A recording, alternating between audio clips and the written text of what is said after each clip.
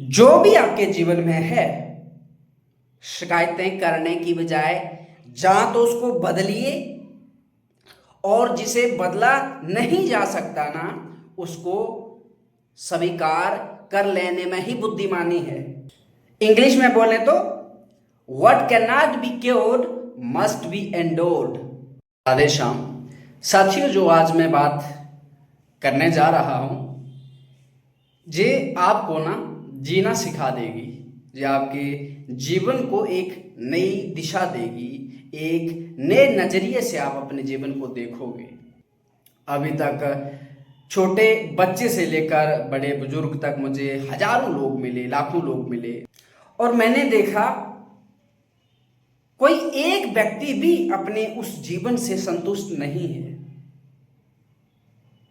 जिसका स्वास्थ्य अच्छा है उसके पास भोजन नहीं है, जिसके पास भोजन है उसके पास स्वास्थ्य नहीं है, और जिसके पास भोजन भी है, स्वास्थ्य है भी है, उसके पास कोई और समस्या है।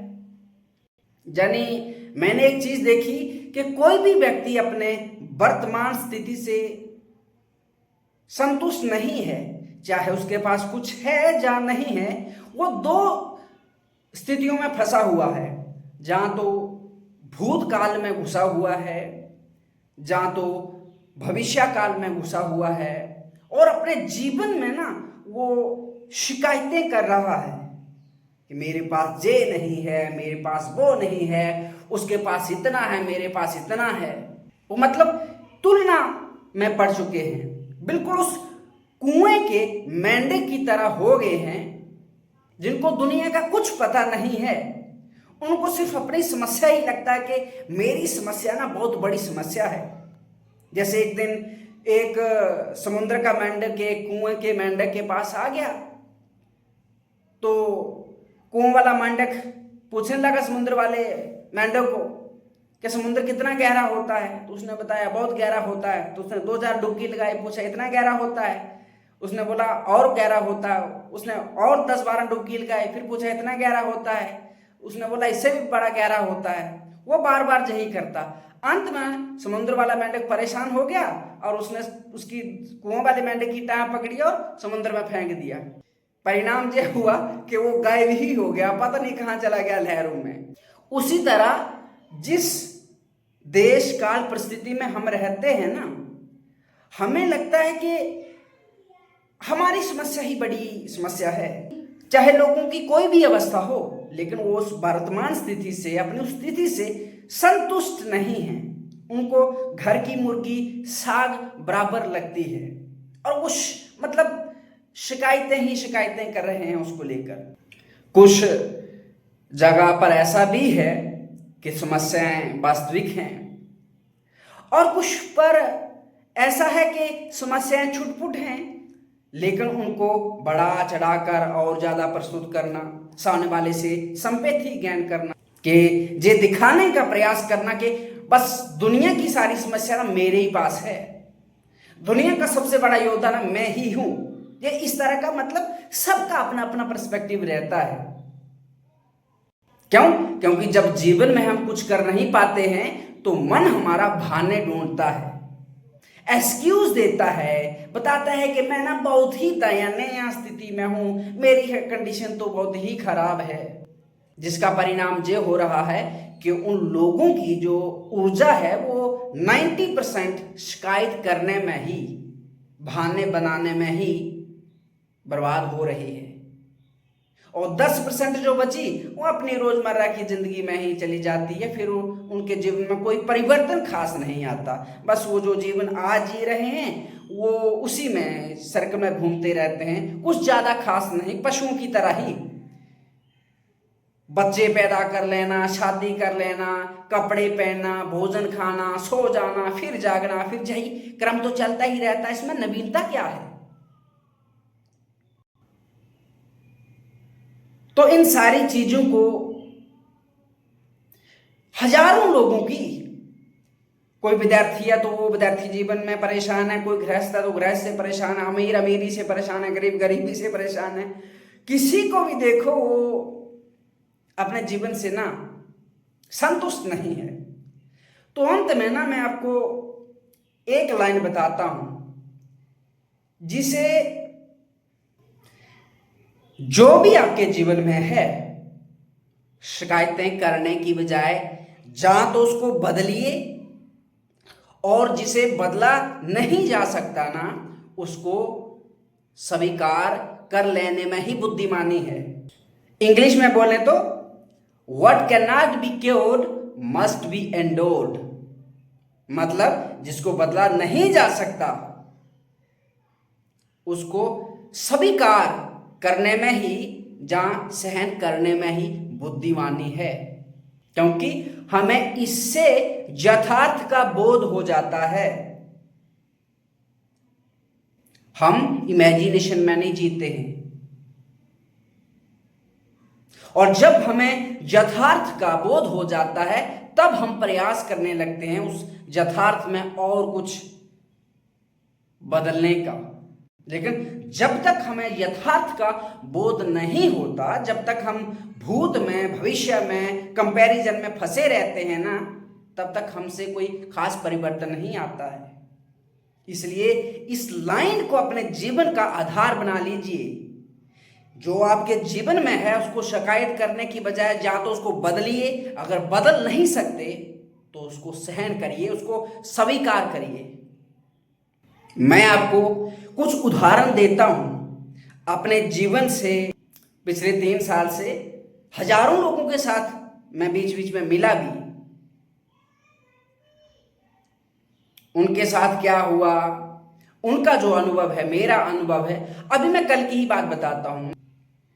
रोज जहां एक छोटा सा बच्चा आता है स्नान करने के लिए, जहां पास में एक हैंडपंप लगा है, मैं भी शाम को लगभग 4:30 बजे 5 बजे स्नान करता हूँ। रोज का मेरा नियम है, और वो भी स्नान करने के लिए रोज आता है, लेकिन वो लेट आता है। दिन भर उसको काम करना रहता है, शाम 6 बजे तक। 6 बजे के बाद वो घर पहुंचता है, फिर स्नान करने के लिए आता है, और जब भी आता है तो मुझे राधे श्याम बोलता है।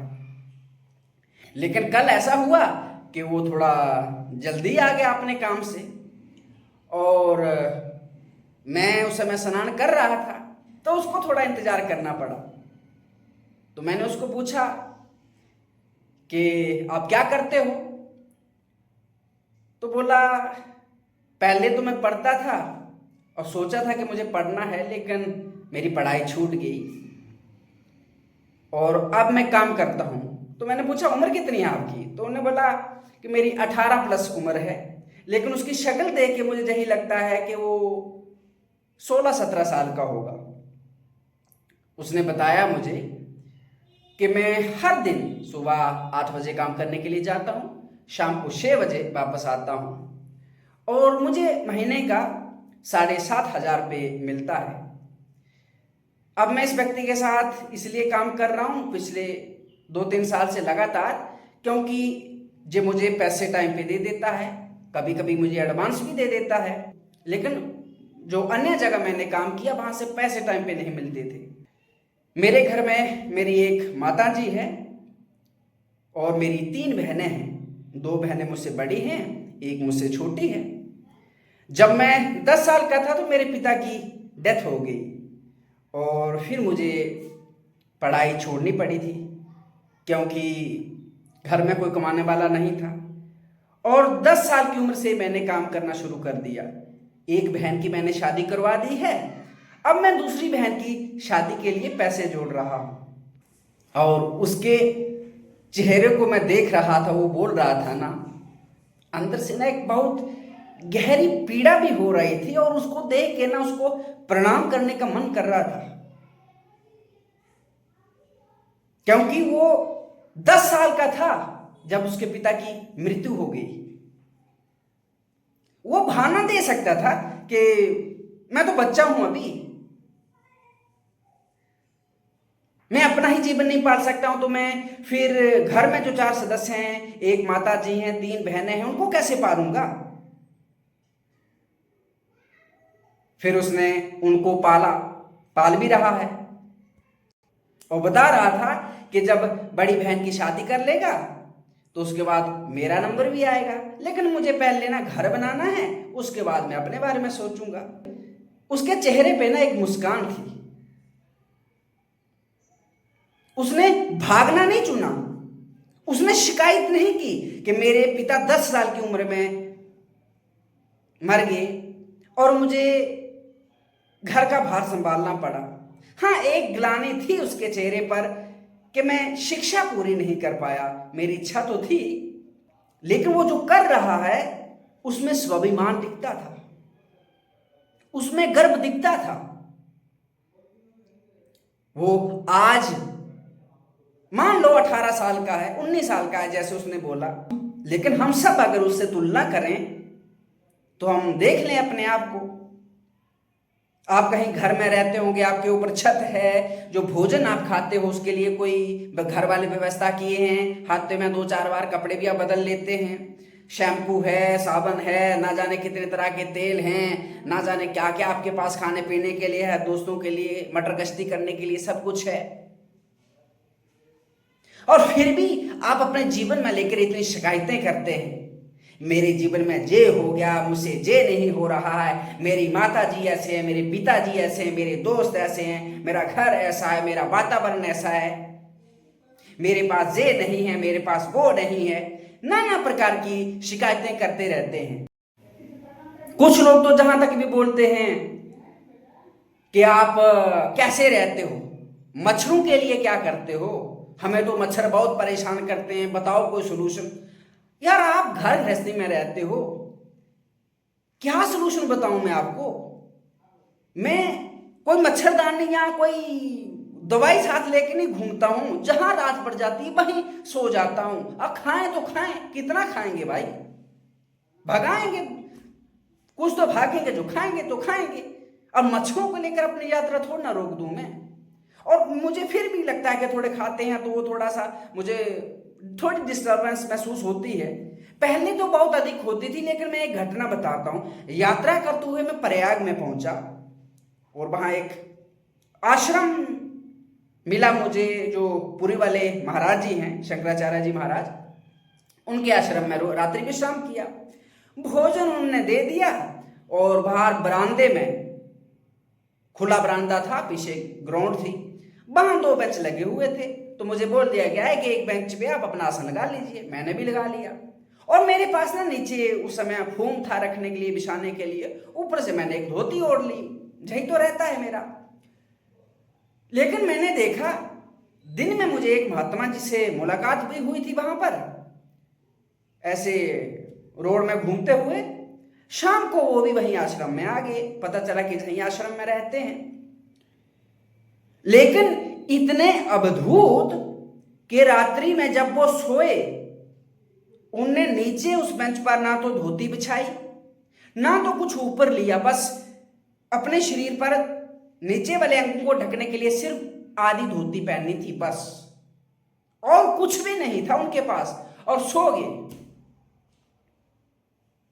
शाम को सोए, सुबह जागे, 4 बजे 3:30 बजे उठ गए, अपना दिनचर्या जो महात्माओं की रहती है वो करना शुरू कर दी।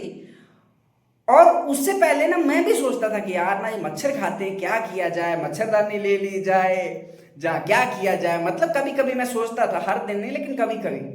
लेकिन जब उनको देखा ना कि यार मैं तो नीचे फोम रखा हूं, ऊपर धोती है, पर इनके पास तो ना धोती है नीचे, ना फोम है, कुछ भी नहीं है, और ऐसे दिगंबर सो रहे हैं। इनको मच्छर नहीं खाते हैं? नहीं खाते हैं, उनको भी तो खाते थे, लेकिन सहनशीलता, क्योंकि उनने इस चीज को, इस यथार्थ को स्वीकार किया शिकायत करने की बजाय। वो कहां कहां शिकायत करते, किससे शिकायत करते? उनने इसको सहना स्वीकार किया। जब उनने देख लिया कि इसको बदल नहीं सकते, अब एक महात्मा है, घर गृहस्थी तो उनके पास है नहीं कि वो बहुत बड़ा 5 स्टार रखें, कि मच्छरदानी भी लेके चले, ये भी करें वो भी करें, वो बहुत बड़ी व्यवस्था, बड़े बड़े लोगों की व्यवस्था रहती है। लेकिन जो साधारण सा सीधा सिंपल जीवन जीता, उसके बाद तो सीधा सा है, और वो ये देखता है कि अगर कुछ बदला जा सकता है तो वो बदलता है, बस जरूरत की चीजों को बदलता है। और जो उसको लगता है कि व्यर्थ का है, जहां पर अपनी एनर्जी लगाना व्यर्थ ही है, तो कोई मतलब नहीं है जहां अपनी ऊर्जा बर्बाद करने की। अगर उनको लगता कि मेरे पास नीचे वाले अंगों को ढकने के लिए धोती नहीं है तो वो शायद कहीं से व्यवस्था कर भी लेते, मांग भी लेते, जहां उसी आश्रम में मांग लेते। लेकिन उन्होंने अन्य कोई प्रयत्न नहीं किया अपनी स्थिति को बदलने के लिए। खाली बेंच पड़ा था, बिना किसी आसन के, बिस्तर के, वो सो गए रात्रि में। रात्रि भर अपनी नींद पूरी कर ली, सुबह अपनी दिनचर्या शुरू कर दी। और उनके चेहरे पे देख के ना सच्ची कहूं उनको दंडवत करने का मन करता है। और उनके चेहरे पर एक शांति थी, एक प्रसन्नता थी, कोई शिकायत नहीं, कोई गिला नहीं, कोई शिकवा नहीं, एकदम शांति। इस तरह से शांति जैसे आप पूर्णिमा की रात को चंद्रमा को देखो, कोई बादल नहीं, एकदम शांत और घंटों ताकते रहो। इस तरह से उनके चेहरे को देखने का मन कर रहा था। शिकायत की कोई शिकन नहीं, कोई झुरी नहीं, बस शांत प्रसन्नचित। जब मैं अयोध्या से प्रयाग के लिए आ रहा था राम वन मार्ग से, तो अयोध्या जी में मुझे एक संत भगवान मिले जो हिमालय में रहते हैं। और उनकी उम्र थी उस समय, 3 साल पहले की बात है, उस समय उनकी उम्र थी 85 से 90 के बीच। उनके आगे वाले दांत भी टूट गए थे, पीछे वाले बचे थे। और मेरा जो नियम था यात्रा का, मैं पद यात्रा ही करता हूं, कोई साधन नहीं लेता हूं। तो उनका भी ऐसा नियम था कि वो भी साधन नहीं लेते थे, हिमालय से ही पैदल आ रहे थे, प्रयाग महाकुंभ के लिए आ रहे थे। तो रात्रि वहां अयोध्या जी में उनने बाटी बाबा जी का आश्रम है, वहां विश्राम किया। और मैं भी 4-5 दिन से वहां विश्राम किए था। और मुझे सेवा करने में बहुत मस्ती आ रही थी, वहां सेवा भी होती थी। और मैंने निश्चय किया कि मैं 2-4 दिन और रुकूंगा। लेकिन जब पता चला कि वो भी पैदल ही चलते हैं, मैं भी पैदल ही चलता हूं, तो अच्छा रहेगा, अनुभवी महात्मा है। अब वो अकेले पत्नी कितने चलते थे मुझे नहीं पता, लेकिन मैं थोड़ा जवान हूं, तो मैं अगर कम भी चलूं तो भी 30-35 किलोमीटर में नाना करते चल लेता हूं। और अगर खींचूं तो 60-70 तो कहीं नहीं गया है। तो मैंने उनसे बोला कि चलो मैं भी आपके साथ चलता हूं। शुरू किया हमने चलना। खड़ाऊ पहनी थी उन महात्मा ने लकड़ी की, मैंने तो चप्पल पहनी थी। उस खड़ाऊ से वो मेरे साथ 35 से 36 किलोमीटर हर दिन चलते थे। क्योंकि उनकी अवस्था को देखकर मैंने थोड़ी अपनी गति धीमी कर ली। 35 से 40 किलोमीटर मेरे साथ चलते थे, बिना कुछ खाए पिए। शाम के समय में उनका आसन खुद ले लेता था, लेकिन दिन भर वो अपना आसन उठाए रहते। और शाम को कभी हम रुकते कहीं ना, तो कुछ भोजन की व्यवस्था होती तो पाते, नहीं होती तो नहीं होती। एक दिन ऐसा भी आया था कि 2 दिन हमें कुछ नहीं मिला खाने के लिए। और तीसरे दिन जाके किसी ने भिक्षा में थोड़ा सा आटा दिया, तो हमने गंगा जी के किनारे क्या किया, लकड़ी इकट्ठी करके वो बाटी बना ली। और बगल में गांव में दूध मांगा थोड़ा सा, और दूध दे दिया उनने, तो दूध के साथ वो हमने खा ली। मैंने देखा उनके पांव से खून निकल रहा है, लेकिन उन्होंने उफ तक नहीं किया, उन्होंने शिकायत नहीं की, उनके कदम रुके नहीं। और चेहरे पर एक प्रसन्नता थी। सोचो, जो व्यक्ति 85 से 90 की बीच जिसकी उम्र है, दिन भर 35-40 किलोमीटर चला है, और शाम को ना वो सब कुछ खुद करते थे। उनको लगता था कि शायद इसको कुछ नहीं आता है। और जैसे माँ अपने बच्चे से प्रेम करती है ना, इस तरह से वो मुझसे प्रेम करते थे। मैं कभी कभी उनके बारे में सोचता हूँ ना, तो उनकी याद आती है, तो मुझे मतलब रोना आ जाता है कि मैं कब उनसे मिलूंगा। मैं मिलूंगा उनसे जब मेरी यात्रा हो जाएगी, 4-5-6 साल बाद, जब मैं यात्रा करते हुए हिमालय में पहुंचूंगा, तो उनसे मिलने जाऊंगा। लेकिन कोई शिकायत नहीं अपने जीवन से, एकदम मस्त प्रसन्न। कभी कभी यात्रा में बातों बातों में बहस भी हो जाती, मुझे गुस्सा आ जाता। कोई अगर उठपटांग करने लगता, महात्माओं के साथ लोग बहुत सारे उठपटांग करते हैं, अपमान करते, तो मुझे गुस्सा आ जाता। उनको कभी गुस्सा नहीं आता, मुझे बोलते शांत रहो करो, शांत रहा करो, गुस्सा नहीं करना चाहिए। अब इसके बाद नेपाल की यात्रा करते हुए एक महात्मा मेरे साथ थे। एक दिन ना चलते चलते उनके पांव में मोच आ गई, और 60 से ऊपर की उम्र है उनकी। इतनी मोच आ गई कि जो बैग उन्होंने उठाया था अपनी पीठ पर, वो उसे लेकर चल नहीं पा रहे थे। मैंने उनकी स्थिति देखी तो अब देखा क्या किया जाए। उनसे कहा कि महाराज जी, हमने अभी ही चढ़ना शुरू किया है और हम वापस चले जाते हैं, अगर आप चाहो तो वापस जाएं, कोई ठिकाना देख के अपना रुक लेंगे रात्रि भर, क्योंकि चला तो नहीं जाएगा।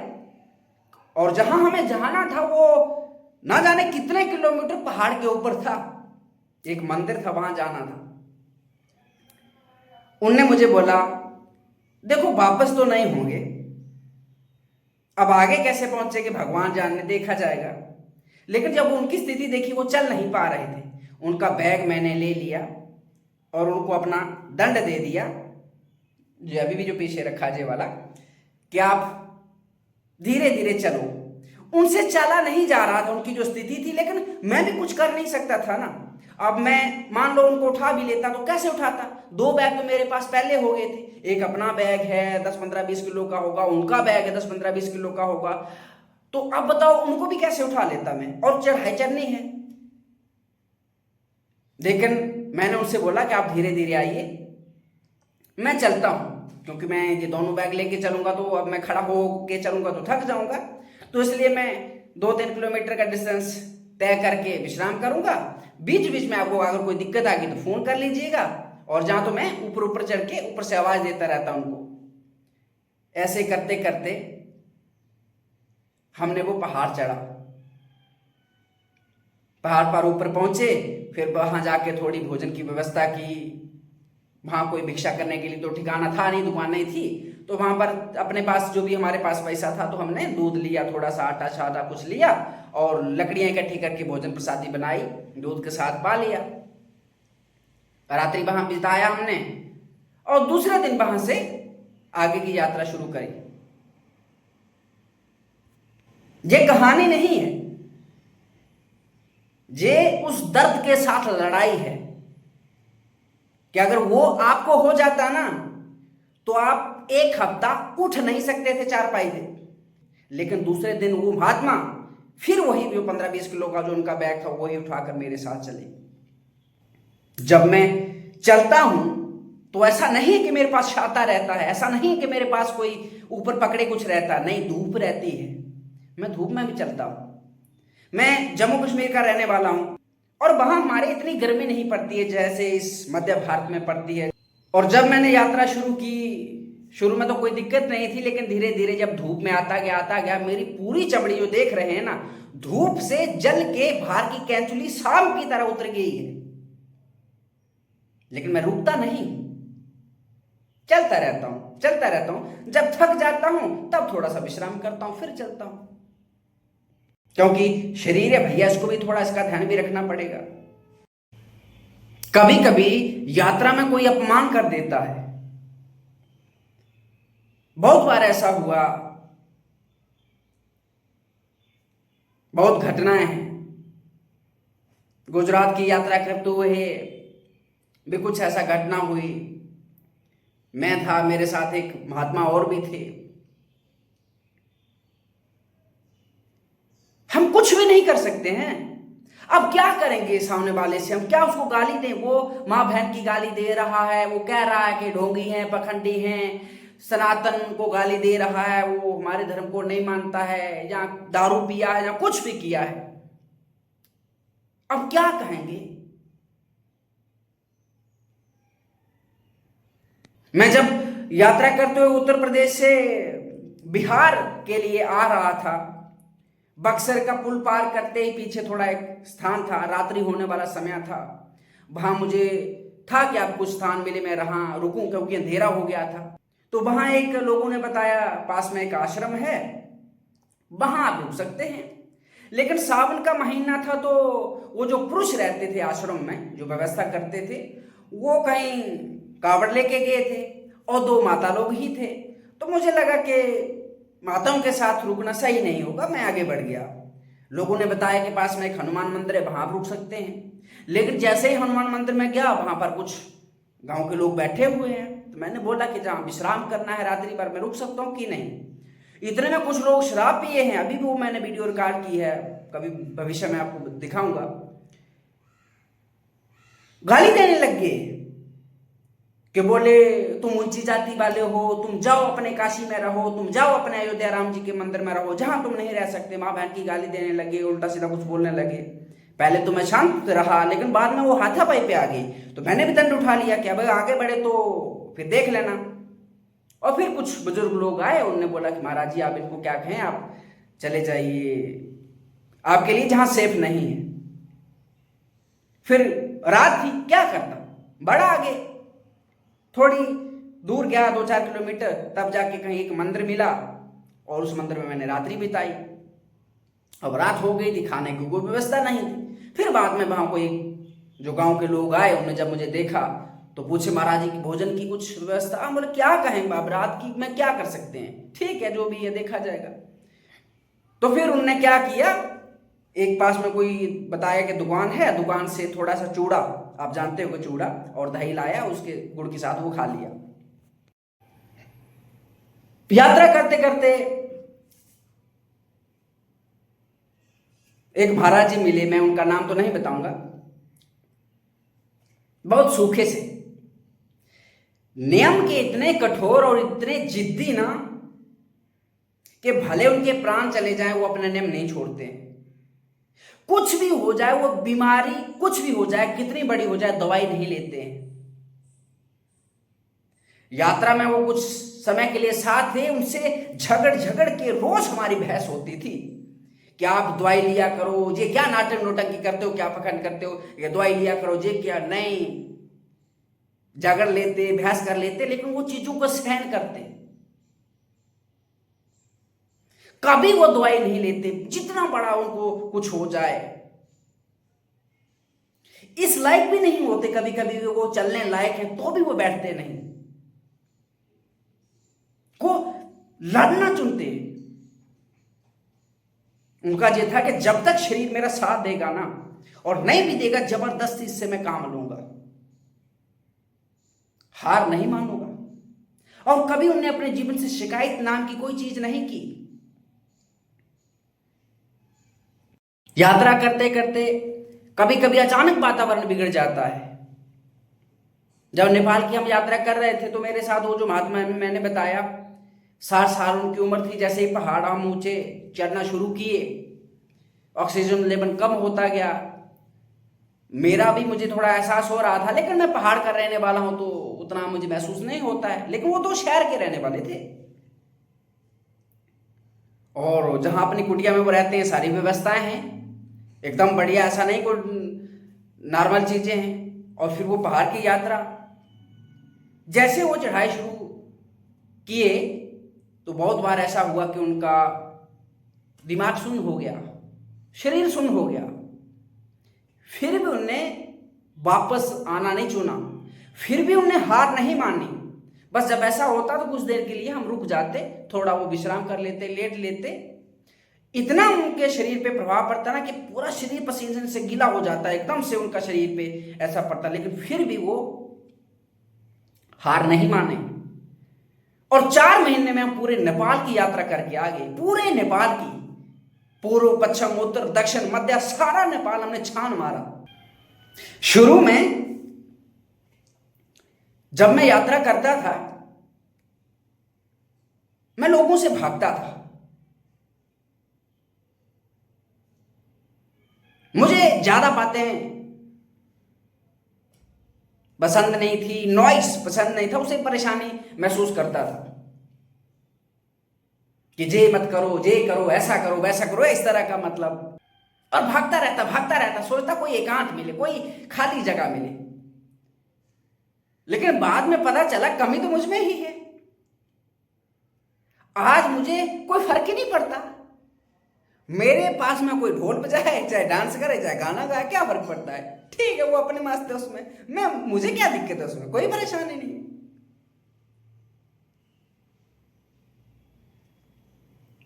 अब बताओ, ये इतनी चीजें मैंने आपको बताई ना, ये जो लोगों का अनुभव मैंने आपको बताया, ये लोग चाहें थे यो लोगों की संपैथी गेन करने के लिए कह सकते हैं कि अपने एक्सक्यूज दे सकते हैं, शिकायतें कर सकते हैं।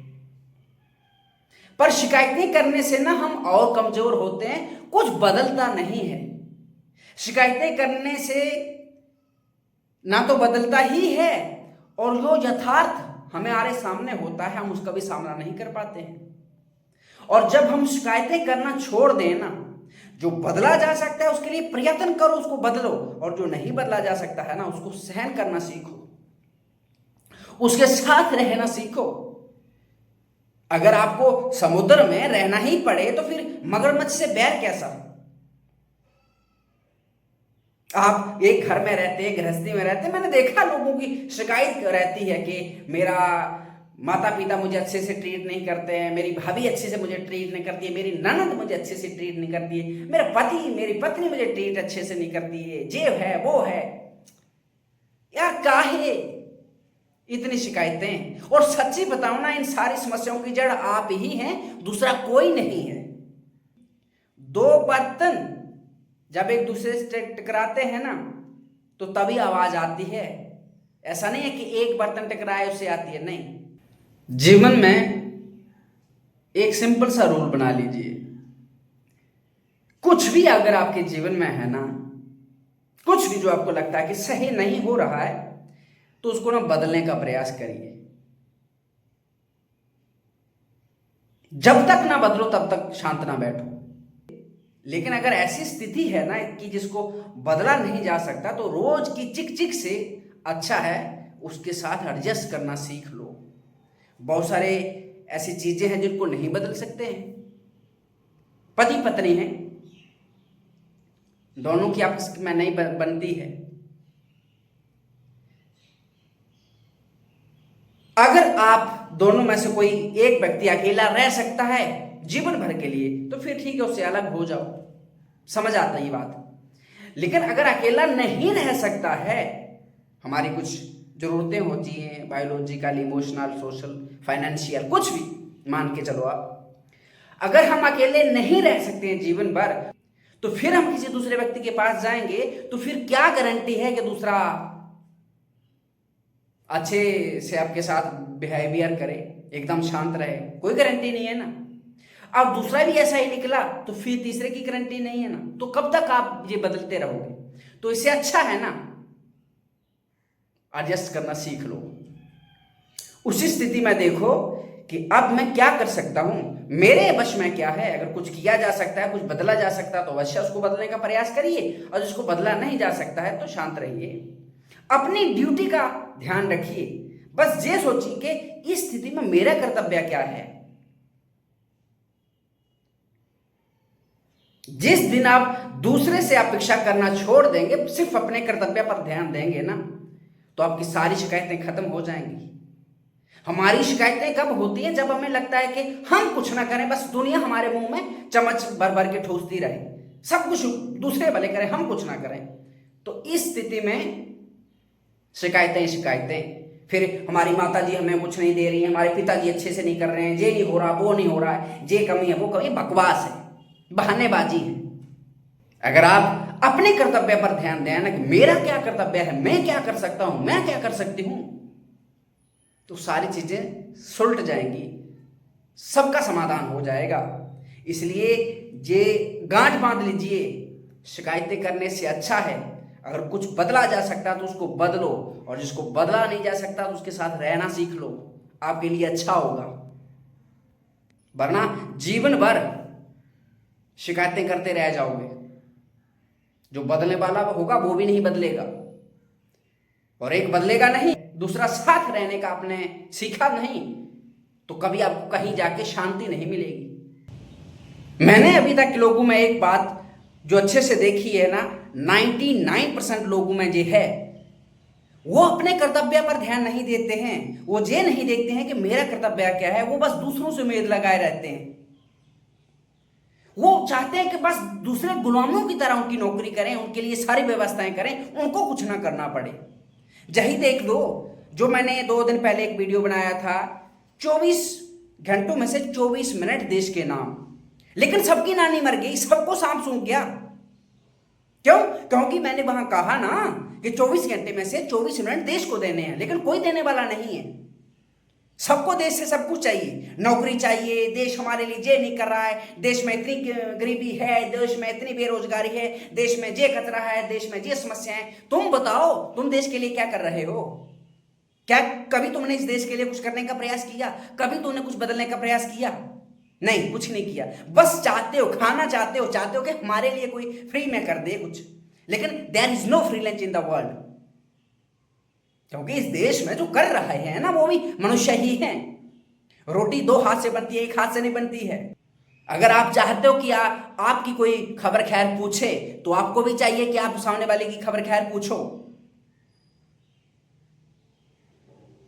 अगर आपको किसी से कुछ चाहिए, तो आपको भी कुछ ना कुछ करना पड़ेगा। जैसे रिस्पेक्ट का होता है ना कि गिव एंड टेक होता है, वन वे नहीं होता है, इसी तरह हमारे जीवन का भी होता है। आप जीवन में देखो, जिससे भी आपकी शिकायत है, जो भी शिकायत है, जब आप अपने कर्तव्य पर देखोगे ना, तो आपका कर्तव्य वहां शून्य है। अपनी तरफ से कुछ नहीं कर पा रहे हो, कोई एफर्ट नहीं कर पा रहे हो, बस चाहते हो कि दूसरे कर दें हमारे लिए। जिस दिन आपने खुद चीजों की जिम्मेवारी अपने हाथ में ले ली ना, तो आपकी शिकायतें खत्म हो जाएंगी। अभी जितने भी लोग जो शिकायतें कर रहे हैं ना, वही कर रहे हैं जिनको घर की मुर्गी साग बराबर है, यानी घर में चीजें फ्री में मिल रही हैं, तो उनकी शिकायतें हो रही हैं। लेकिन जब तुम खुद करोगे ना, यानी जब आपको किसी चीज की कॉस्ट देनी पड़ेगी ना, तब आपकी शिकायतें खत्म हो जाएंगी। मैं आपको एक लड़की का उदाहरण देता हूं, बहुत सारे हैं लेकिन एक का देता हूं। जो आजकल लड़कियां बोलती है ना, इंडिपेंडेंट इंडिपेंडेंट इंडिपेंडेंट होना है, उसका भी कुछ शौक ऐसे ही था। जब तक पढ़ाई लिखाई कर रही थी तो घर वालों को था कि मुझे जॉब करनी है, मुझे इंडिपेंडेंट होना है, ये करना है, वो करना है। चली गई, घर वालों ने बोला जा जा, ठीक है करो जॉब। जॉब करने में कोई दो राय नहीं है, लेकिन उसको असलियत तब पता चली। नौकरी करने के लिए गई, सुबह से शाम तक ऑफिस में घिसो, शाम में जाकर फिर कोई अपने रोटी पानी की व्यवस्था करो, बनाओ, फिर खाओ, बर्तन साफ करो, झाड़ू पोछा करो, सब करो, फिर रात भर जाके थोड़ा सा समय मिले सोने के लिए, सुबह फिर उठो, 4 बजे उठो, 3 बजे उठो, स्नान करो, कपड़े धो, अपने के लिए खाना पीना थोड़ा सा कुछ बनाओ। कभी कभी तो भूखे चले जाते हैं, चिप्स खा के कब तक चलेगा। फिर कभी राशन कम हो जाता है तो वो लाने के लिए जाना पड़ता है। अब वो जो सैलरी आती है लिमिटेड ही आती है, कितनी सैलरी आएगी? उसी सैलरी में से तुम रूम का भी भाड़ा देना है, भोजन का भी करना है, किराया का भी देना है, सारे अपने शौक भी पूरे करने हैं, क्या क्या करोगे। और अंत में क्या किया, उसने वीडियो बनाया, हाथ खड़े करके रो रही थी कि सोचा था कि मैं इंडिपेंडेंट हो जाऊंगी, अपने पैसे कमाऊंगी, ये करूंगी वो करूंगी, लेकिन आज पता चल रहा है कि जब मैं खुद कमा रही हूं, कितनी चीजों की पूरी करूं मैं। जो स्कूटी वूटी कुछ ले रखी है उसकी ईएमआई भरनी है, आजकल फोन भी महंगे महंगे हैं तो उनका भी कोई ईएमआई पे ले लेते हैं। फिर लोगों को कुछ ये भी रहता है कि थोड़ा बैंक बैलेंस भी हो जाए, तो किस्त लगाई रहती है। आपको कहां कहां देंगे, क्योंकि कमाने वाला तो एक ही है। अब वो शिकायत नहीं कर सकती क्योंकि उसको आटे दाल का भाव पता चल रहा है। लेकिन वही लड़की जब तक घर में थी ना, खाना पीना बस्तर फोन सब कुछ घर वालों से मिल रहा था, तो रोज बस आपकी तरह शिकायतें ले रही थी कि ये कमी है, आज ये है, आज वो है, आज नमक में कमी, आज ये है, आज वो है, आज मसाला नहीं, आज ना जाने नाना प्रकार की शिकायतें। जिस दिन उसको आटे दाल का भाव पता चला ना, उसकी सारी शिकायतें खत्म हो गई। अब वो क्या बोल रही थी कि मुझसे ना ये नौकरी फोकरी नहीं हो पाएगी, अब मुझे ना बस घर वाले कहीं शादी करवा दे, चुप करके मैं घर संभालूंगी और मेरे पति को छूट दे दूंगी कि वो कमाओ, मुझसे नहीं हो पाएगा। क्योंकि उसको सच्चाई पता चल गई। आपको भी बड़ा शौक है ना, तो चीजें करके देख लीजिएगा, आपको पता चल जाएगा, आटे दाल का भाव पता चल जाएगा। अभी आप जो कूद रहे हैं ना, जो आपके अंदर शिकायतें आ रही हैं, जो आप भोजन है ना आपके पेट किसी और का कमाया हुआ है, जो घर है ना किसी और की छत है, जो कपड़े आप पहन रहे हैं ना वो किसी और के हैं, जो फोन में रिचार्ज हो रहा है, ये लेना वो करना, वो सब किसी और का है। जिस दिन खुद करना शुरू करोगे ना, तो आपकी सारी शिकायतें खत्म हो जाएंगी। इसलिए अगर कुछ बदल सकते हो तो बदलने का प्रयास करो, शिकायतें करना बंद कर दो, नहीं तो जीवन भर शिकायतें करते रह जाओगे, कुछ नहीं कर पाओगे।